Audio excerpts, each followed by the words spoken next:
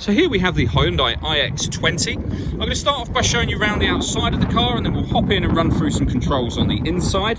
From the outside, you'll see it's a 5-door car with alloy wheels.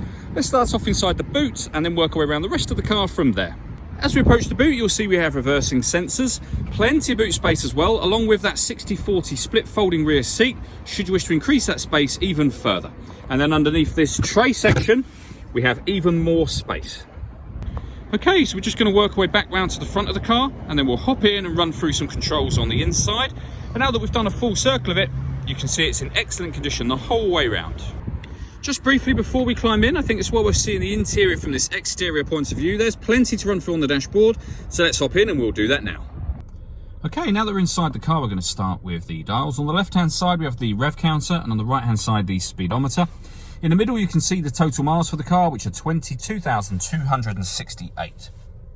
Above that, we have the fuel gauge and coolant temperature gauges, and the P for park highlights the gear this car is currently in. It's an automatic, so as I said, we're in park at the moment.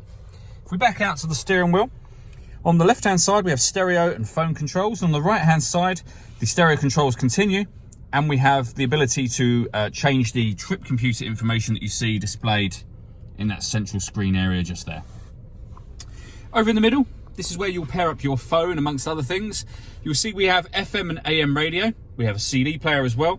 This car's also got USB input, so you can plug a USB device in or an iPod. And we have auxiliary input as well. So plenty of ways to listen to your music in this car. Working our way down, we have the air conditioning. So we can determine the fan speed, the temperature, the direction you'd like the air to be distributed in. When you're happy with those settings, that button turns the air conditioning on. There's a little light that comes on to let you know you've done that, and of course off again. You can recirculate the air that's in the car. That's a great way of heating it up or cooling it down quickly depending on the temperature that you've set, and again you can turn that off just as easily. Underneath that, we have a 12-volt charging socket, as well as the auxiliary and USB inputs, and the gear lever for the fully automatic gearbox. All that leaves me to say is thank you for taking the time to watch this video.